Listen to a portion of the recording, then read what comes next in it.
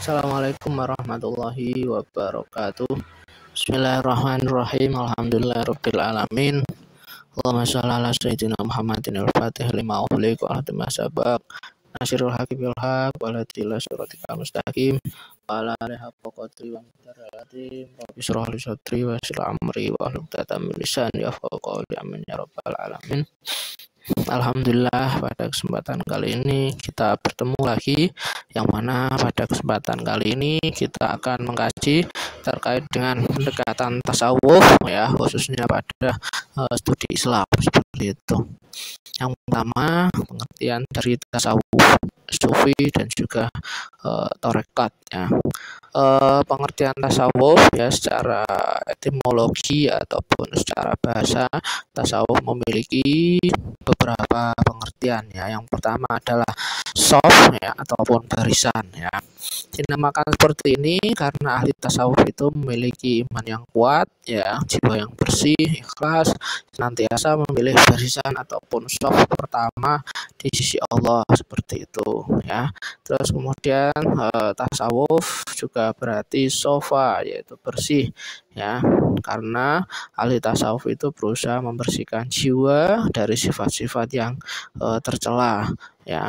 Terus kemudian sofa, ya, serambi ataupun bermakna serambi ataupun tempat duduk seperti itu.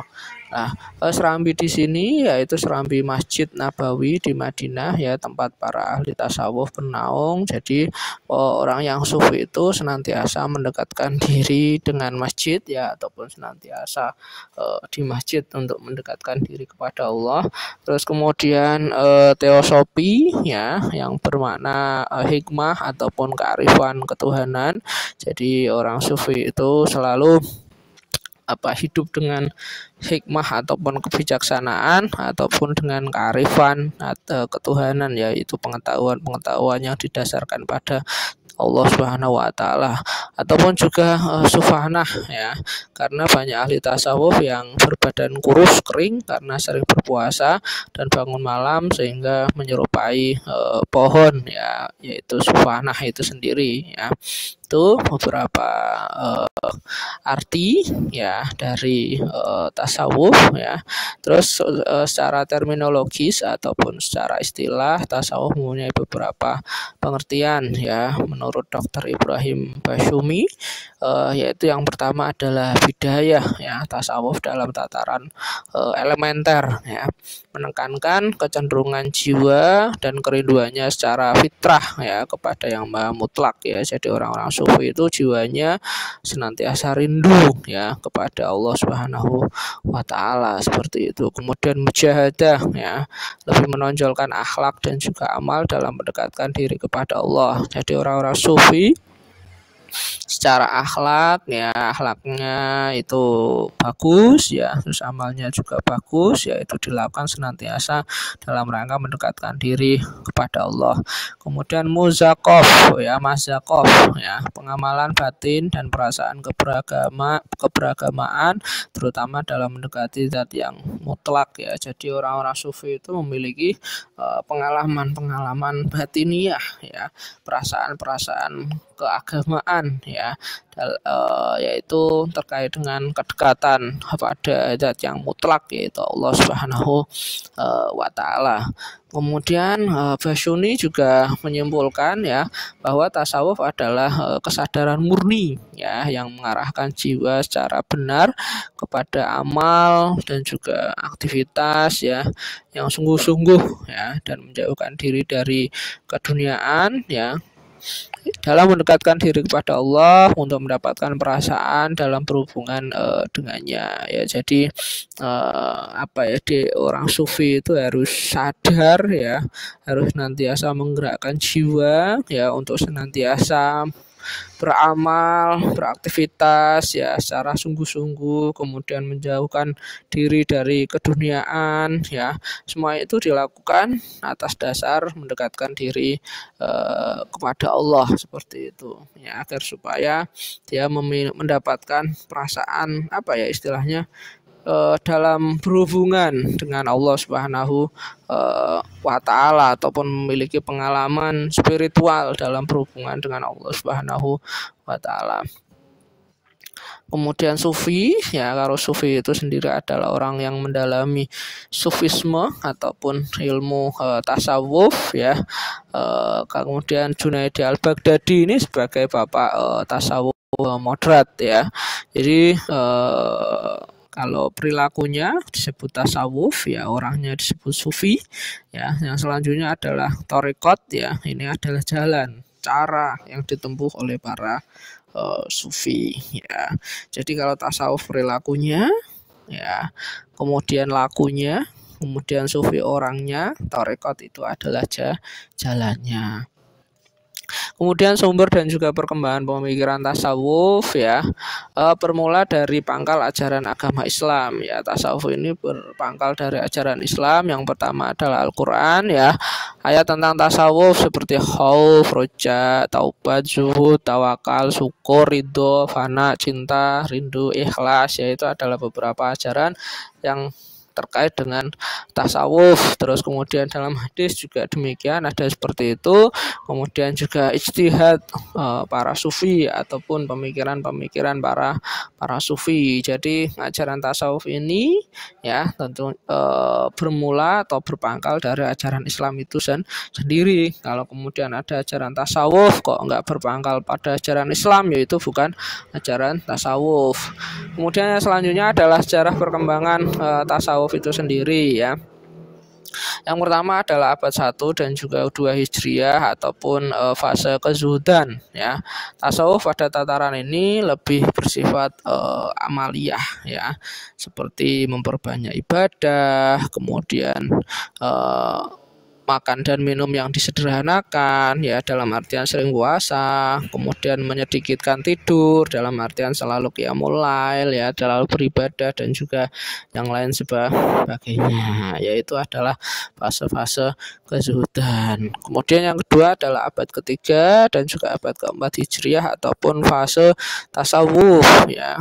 Tujuan utama kegiatan rohani, ya, itu tidak menguatkan kehidupan akhirat saja, tetapi menikmati hubungan langsung dengan Tuhan yang didasari dengan cinta, ya. Muncullah istilah fana ataupun itihad dan juga hulul, ya. Jadi kalau tadi, ya, mementingkan akhirat, ya, kezuhudan, kalau di sini tidak hanya sekedar mementingkan akhirat tapi juga mementingkan terkait bagaimana berhubungan dengan Tuhan, ya, yang didasari atas dasar cinta, ya. Kemudian muncul istilah fana, ya. Fana ini adalah melebur, ya, antara zat manusia dan juga zat Tuhan seperti itu. Terus kemudian itihad, ya. Itihad ini juga sama, persatuan, ya, antara zat manusia dan juga zat Tuhan itu sendiri, ya.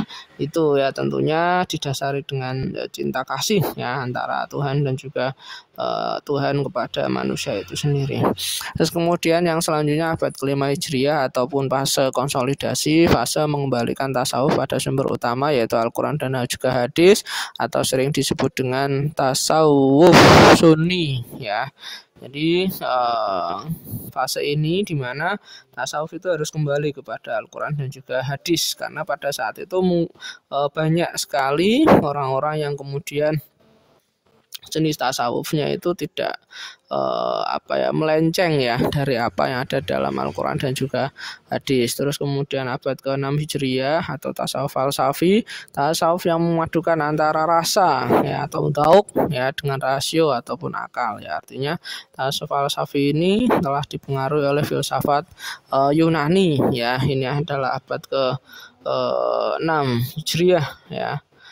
Nah, itu adalah beberapa perkembangan tasawuf, ya, mulai dari mulai dari fase kezuhudan ya sampai dengan tasawuf falsafi. Terus kemudian yang selanjutnya adalah macam-macam dan juga praktek tasawuf ya. Ada beberapa macam dan juga praktek tasawuf. Yang pertama adalah tasawuf akhlaki ataupun tasawuf sunni ya. Tasawuf ini adalah sebuah tataran dasar untuk menjaga akhlak manusia atau dalam bahasa sosialnya moralitas masyarakat ya. Jadi tasawuf ini didasarkan pada akhlak manusia itu sendiri ya, dalam artian ya akhlak-akhlak yang terpuji yang senantiasa dekat dengan Allah. Sistem pembinaannya disusun sebagai berikut ya. Taholli, mengosongkan diri dari perilaku yang buruk ataupun akhlak tercela. Kemudian tahali, upaya untuk mengisi ataupun menghiasi diri dengan perilaku ataupun akhlak yang terpuji ya. Jadi pertama kita harus mengosongkan diri dulu, tobat ya, mengosongkan diri dari perilaku-perilaku buruk ya. Kemudian setelah kosong kita isi tuh ya, yang kosong itu dengan perilaku-perilaku yang akhlak terpuji ya. Nanti kemudian setelah tahali nanti muncul tajali ya. Tajali ini adalah memantapkan pendalaman ya pada fase yang sebelumnya untuk mencapai kesucian. Jadi yang diisi dengan perbuatan-perbuatan baik tadi ya, tahalli tadi, kemudian dimantapkan lagi ya agar supaya senantiasa memperoleh kesucian jiwa ya, yang mana ini digunakan untuk mendekatkan diri kepada Allah ya. Ciri-ciri tasawuf akhlaki sendiri itu adalah melandaskan diri kepada Al-Quran dan juga Sunnah. Kemudian yang kedua, tidak menggunakan terminologi filsafat sebagaimana pada ungkapan-ungkapan syahadat ya, syahadat ya. Terus kemudian lebih bersifat mengajarkan dualisme dalam hubungan antara Tuhan dan juga manusia ya. Ini sepertinya salah tulis, ini syatahat ya. Terus kemudian jadi untuk akhlaki tadi konsepnya mengosongkan, mengisi, kemudian mempertahankan untuk senantiasa dekat dengan Allah Subhanahu wa taala ya. Terus kemudian kesinambungan antara hakikat dan juga syariat ya. Jadi antara hakikat dan juga syariat itu harus saling berhubungan. Tidak boleh kita kemudian mementingkan syariat saja ataupun mementingkan hakikat saja ya, tapi harus saling berhubungan ya. Tidak boleh kemudian kita hanya berpikir syariat bloko misalnya ya, seperti lagunya Gus Dur ya, tapi kita harus mengesinambungkan antara hakikat dan juga syariat. Nah, terus kemudian lebih terkonsentrasi pada pembinaan, pendidikan akhlak dan juga pengobatan jiwa dengan cara riyadhah ataupun latihan-latihan dan juga langkah-langkah tahali maupun tajali ya. Itu karena pendidikannya kepada mengosongkan, mengisi dan juga mempertahankan. Tasawuf akhlaki dapat terrealisasi secara utuh jika pengetahuan tasawuf dan juga ibadah kepada Allah dibuktikan dalam kehidupan sosial. Jadi tidak hanya sekedar kesolehan individu ya, tapi juga harus bisa diwujudkan dalam kehidupan sosial ataupun kesolehan secara sosial. Kemudian selanjutnya adalah tasawuf irfani, yaitu tasawuf yang berusaha menyingkap hakikat kebenaran atau ma'rifat yang diperoleh dengan melalui logik ataupun pembelajaran dan juga pemikiran, tetapi melalui pemberian Tuhan ya sebagai sebuah ilmu. Irfani ini memiliki dua aspek ya. Jadi di sini tasawuf yang ditempuh atas petunjuk dari Allah Subhanahu wa taala, karena memang dekat dengan Allah maka kemudian diberikan petunjuk, diberikan ilham ya kalau untuk manusia seperti itu. Nah, ada beberapa aspek ya dalam tasawuf irfani. Yang pertama adalah aspek praktis ya, bagian yang menjelaskan hubungan dan pertanggungjawaban manusia terhadap dirinya, dunia dan juga Tuhan seperti itu ya. Jadi bagaimana hubungan antara manusia, kemudian manusia dengan dunia ya, dengan manusia dengan hewan, tumbuhan ataupun manusia dengan Tuhan ya. Kemudian aspek teoritis memfokuskan perhatiannya pada masalah wujud ataupun ontologi, mendiskusikan manusia, Tuhan serta alam semesta ya. Jadi ini lebih pada hakikat ya, hakikat ataupun wujud ontologi ya dari manusia itu seperti apa Tuhan serta alam semesta ini seperti apa ya. Itu untuk aspek teoritis ya. Tuh. Terus yang selanjutnya tasawuf falsafi ya, yaitu tasawuf yang kaya dengan pemikiran-pemikiran filsafat ya. Para sufi falsafi sering menggunakan ungkapan-ungkapan yang samar ya, yang sering dikenal dengan syatahat ya, yaitu suatu ungkapan yang sulit dipahami ya, yang seringkali mengakibatkan kesalahpahaman pihak luar dan juga menimbulkan tragedi ya. Misalnya perkataan wahdatul wujud ya, bersatu pada yang satu seperti itu. Terus kemudian perwujudan antara yang satu ya. Terus kemudian ana al-haq, misalnya saya adalah Tuhan, saya adalah kebenaran misalnya. Terus kemudian dan lain sebagainya ya. Itu jadi ungkapan-ungkapan itu terkadang membingungkan ya, para orang-orang yang terkadang menimbulkan kegaduhan, seperti misalnya Siti Jenar dengan wahdatul wujudnya misalnya ya, ajarannya ya, itu juga menimbulkan kegaduhan pada masyarakat Jawa pada saat itu. Terus kemudian Al-Halaj ya dengan anak al-haqnya ya misalnya, itu juga menimbulkan kegaduhan pada saat itu, karena memang terkadang masyarakat tidak bisa menerima belum siap menerima ungkapan-ungkapan yang seperti itu ya. Masa wahdatul wujud, manusia bersatu dengan Tuhan misalnya. Terus kemudian masa anak al-haq ya, saya adalah Tuhan, saya ada kebenaran. Lah itu kan bagi orang-orang awam itu kan sulit untuk kemudian diterima ya. Walaupun itu adalah sekali lagi kembali kepada pengalaman spiritual masing-masing. Kalau kemudian Al-Halaj merasa bahwa dirinya adalah pancaran dari Tuhan itu sendiri, ya memang beliau berhak kemudian mengatakan anak al-haq seperti itu, karena memang kita sebagai manusia itu kan hanya pantulan dari cahaya Tuhan ataupun cahaya Allah Subhanahu wa taala ya, seperti itu. Terus kemudian wahdatul wujuh misalnya ya, kita sebenarnya kan satu ya, kita hanya pantulan dari cahaya Allah Subhanahu wa taala ya. Cuman kan terkadang bagi orang awam susah kemudian menerima kata-kata ataupun menerima perkataan seperti itu ya. Itu namanya falsafi. Terus kemudian ada beberapa pendekatan kajian tasawuf ya. Yang pertama adalah aspek rohani ya ataupun esoteris ya. Dalam Islam cara mendekatinya pun harus dengan pendekatan yang rohaniah ya. Jadi karena memang ini adalah aspek rohani ya, maka pendekatannya juga dengan cara rohani ya. Kemudian unsur rohani yang terdapat pada diri manusia adalah ruh ya. Kemudian 3 unsur dalam diri manusia, yaitu ruh, akal, dan juga jasad. Dan pada tasawuf ini ya tentunya pendekatannya adalah pada segi ruh ya.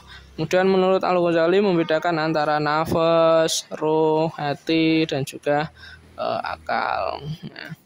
Kemudian menurut Al-Hakim At-Tirmidzi ya menjelaskan tentang objek dan juga sasaran kajian tasawuf itu terdiri dari 4 tingkatan. Yang pertama asyadar sebagai sumber cahaya Islam seperti sholat, puasa, haji, dan juga sebagainya. Terus kemudian yang selanjutnya adalah al-qalb ya, sebagai sumber ilmu yang bermanfaat. Qalb lebih tinggi kualitasnya karena diberikan langsung oleh Allah ya.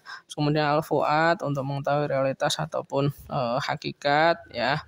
Kemudian al-lub yaitu simbol dari cahaya tauhid ya. Ilmu inilah yang menerima rahmat dari Allah Subhanahu wa taala. Jadi dalam tasawuf itu ya ada 4 tingkatan. Yang pertama ya orang yang sholat, puasa, haji, dan juga sebagainya. Setelah kemudian sholat, puasa, haji, menjalankan perintah Allah, menjauhi larangannya, kemudian barulah kemudian mencapai yang namanya kesucian hati ya, seperti itu.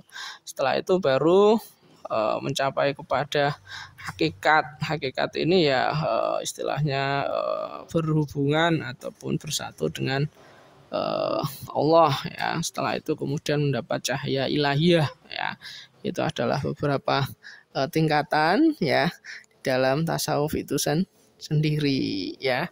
Terus yang selanjutnya di samping itu juga harus senantiasa mengosongkan diri dari sifat, sikap, perkataan, perilaku dan juga hal-hal yang kotor yang merusak hal-hal tersebut dengan menghiasi dengan sifat-sifat yang perbuatan yang terpuji ya. Oke, mungkin itu saja yang bisa saya sampaikan, semoga bermanfaat dan terima kasih atas perhatiannya. Assalamualaikum warahmatullahi wabarakatuh.